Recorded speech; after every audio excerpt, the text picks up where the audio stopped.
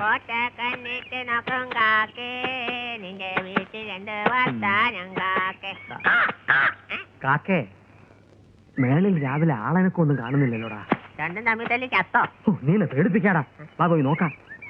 കൈ കഴിയാ മുണ്ട് താത്ത.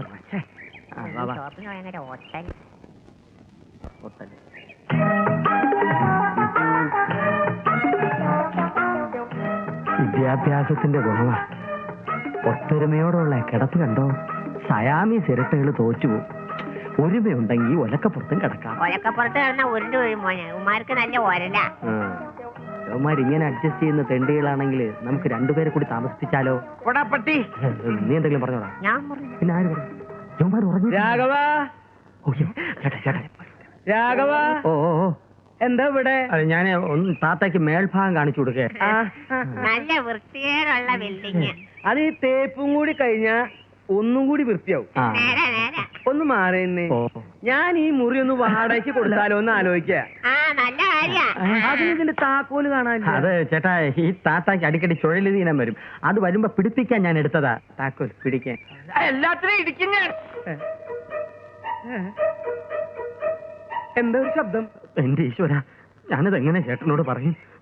എന്നായാലും എല്ലാം അറിയേണ്ട മനുഷ്യനല്ലേ നിക്കണ. നീ അങ്ങ് പറ മോനെ. ഞാനത് എങ്ങനെ പറയും താത്ത? പറഞ്ഞു തുളക്കടാ.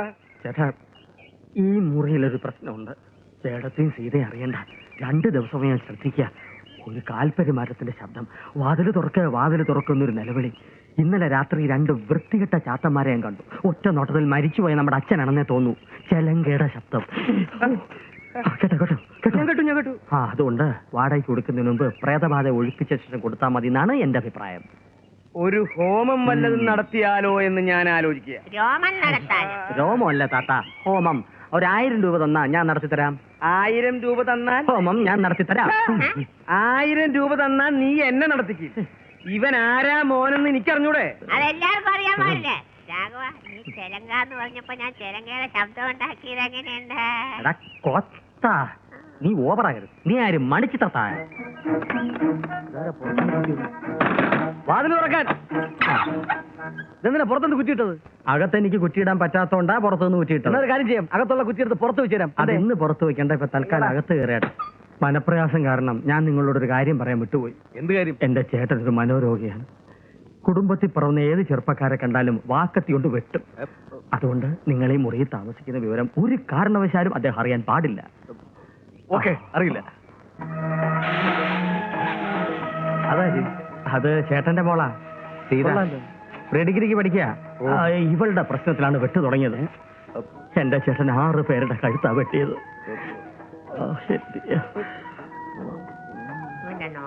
ശരിയല്ല. ഈ വെട്ടും വട്ടും ഇല്ലായിരുന്നെങ്കിൽ ഇവിടുത്തെ താമസം എന്ത് സുഖകരമായിരുന്നു. ശരിയാ ബാല.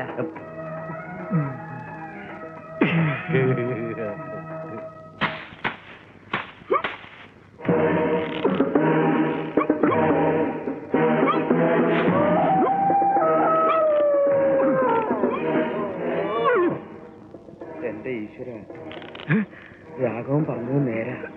ഇത് ചാത്തൻ തന്നെയാ. അതെ, ചാത്തനാ.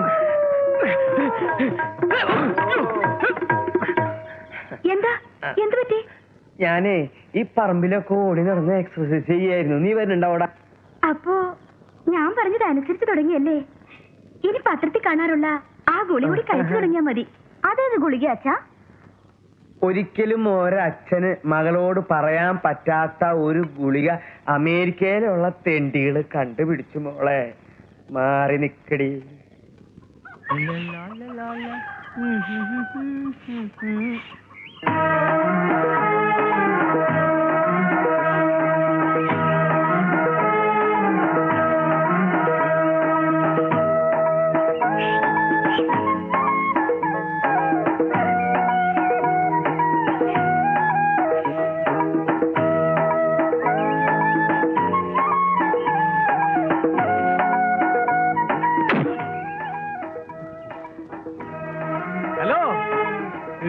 ആരും കണ്ടില്ല. തലയ്ക്കുള്ള എക്സർസൈസാ.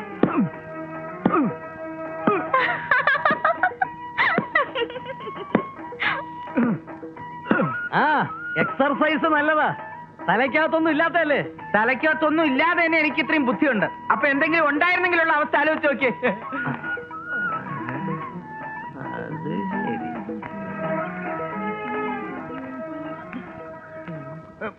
പ്രായമായ പെമ്പിളറുള്ള വീടാ. കേൾപ്പെടാത്ത അകത്ത് പല്ല് വയ്ക്കാനുള്ള സൗകര്യം ഉണ്ടായിരുന്നല്ലോ. ഉണ്ട്, പക്ഷെ ഇവിടെ തുപ്പാൻ പറ്റില്ലല്ലോ. അവിടെ തുപ്പായിരുന്നല്ലോ. തുപ്പാൻ, പക്ഷെ ഇവിടെ നിന്ന് തേക്കാൻ പറ്റില്ലല്ലോ. എങ്ങോട്ടാ? അല്ല, എന്നെ അത്യാവശ്യമായിട്ട് 5-6 പേര് ഇവിടെ കാണാൻ വരുമെന്ന് പറഞ്ഞു. അതുകൊണ്ട് ഞാൻ പോവാ.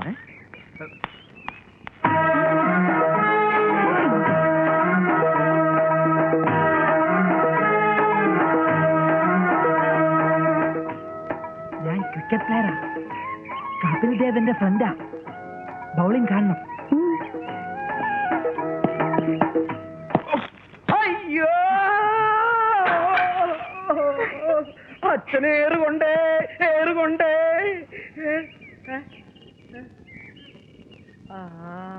ചാത്തൻ ചാത്തൻ, ഇത് ചാത്തൻ തന്നെയാ. എന്താ? എന്ത് പറ്റി?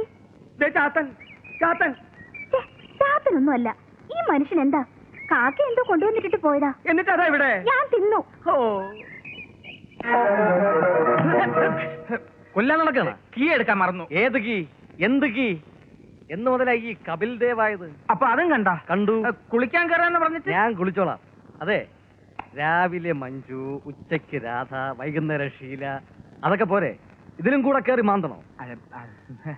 താൻ അറിഞ്ഞ ആ കല്ല് ചെന്ന് കൊണ്ടതേ പെണ്ണിന്റെ അച്ഛന്റെ കഴുത്തിനാ. എന്റെ ഫാദർ ഇല്ലായുടെ കഴുത്തിന് കല്ല് കൊണ്ടപ്പോ എന്റെ ഹൃദയത്തിൽ കല്ല് കൊണ്ടതുപോലെ എനിക്ക് തോന്നിയത്. ഫാദർ ഇല്ല. ഫാദർ ഇല്ല, എനിക്ക് ഫാദർ ഇല്ല എന്ന് പറയായിരുന്നു. പതുക്കെ പതുക്കെ പിച്ച വെച്ച് നടക്കാൻ തുടങ്ങിയ കാലത്ത് എന്റെ ഫാദർ ഇല്ല എന്നോട് ഇവിടെ പറഞ്ഞു. ഇങ്ങനെ പോയാൽ താമസിയാതെ പിച്ചെടുക്കേണ്ടി വരും. ഇങ്ങനെ വന്നേ. ഇനി ഞാനൊരു രഹസ്യം പറയാം. ആ പെൺകുട്ടിയുമായി കഴിഞ്ഞ 3 വർഷമായി ഞാൻ അഗാധമായ പ്രണയത്തിലാണ്. അന്ന് ഞാൻ എഞ്ചിനീയറിംഗ് കോളേജിൽ പഠിക്കുമ്പോൾ അവളോട് പറയുമായിരുന്നു, ഗിരിനിരകളിൽ നിന്നും നിനക്ക് ഞാൻ സുഗന്ധം തുളുമ്പുന്ന പുഷ്പങ്ങൾ കൊണ്ടുവരും. നീല ശംഖുപുഷ്പങ്ങൾ, വയലറ്റ് ഓർക്കിഡ് പുഷ്പങ്ങൾ, പൂക്കൂട നിറയെ സ്നേഹം, ചൂരൽ കൂടെ നിറയെ ചുടുചുംബനങ്ങൾ. അങ്ങനെ ഞങ്ങളുടെ പ്രണയം അനുദിനം മൊട്ടിട്ട് പൊട്ടിവിടർന്നു. മനസ്സിലായോ?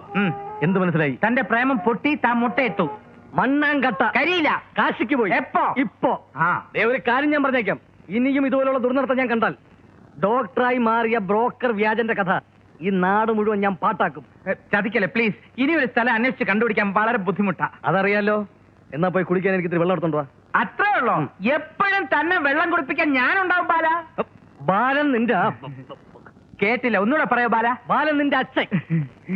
ആരിത് ശാന്തയോ? നീ അങ്ങോട്ട് കൊടുക്കല്ലടി വണ്ണേ. അതെ അതെ. അയ്യോ ശാന്തമ്മേ, എന്ത് കഷ്ടം. കളയില്ലേ കളയില്ലേ, ചാരായ നിരോധനം. ഉള്ളിയൊക്കെ ഭയങ്കര വിലയാ. എടി ശാന്ത, നീ അങ്ങോട്ട് തിന്ന് ചക്കക്കുരി പോലെ ആയില്ലടി. ആ പോർച്ചെ പോർച്ചെ മോളടിക്കാൻ ഞങ്ങൾ വന്നല്ലോ.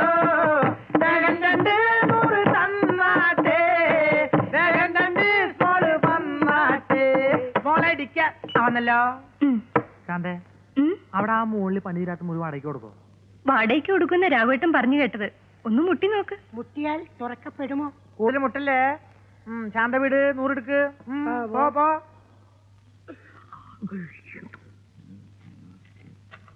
ഓക്കെ, 1000 രണ്ടുപേരുടെയും 2000. താത്താ, ഇത് ബാങ്ക് ഉദ്യോഗസ്ഥനാ ചന്ദ്രൻ.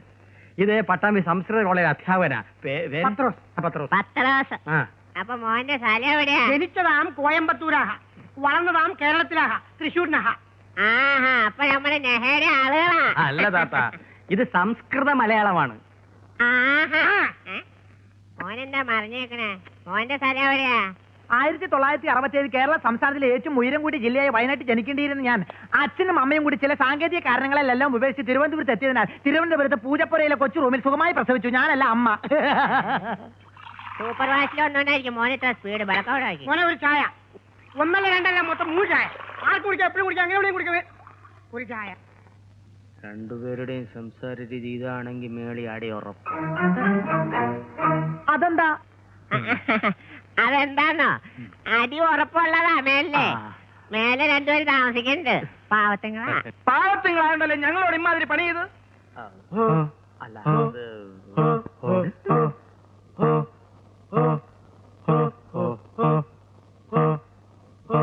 ഇവന്മാര് കാട്ടിയാതിക്കാതെ എന്താ ഇത്? തട്ടി? ആരെ തട്ടി? എവിടെയും തട്ടിയില്ല. മറ.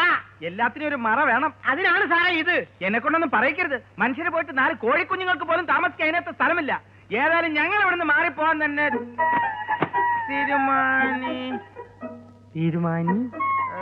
തീരുമാനിച്ചിരിക്കുന്നു എന്ന് പറയുന്ന അത്ര ശരിയല്ലല്ലോ.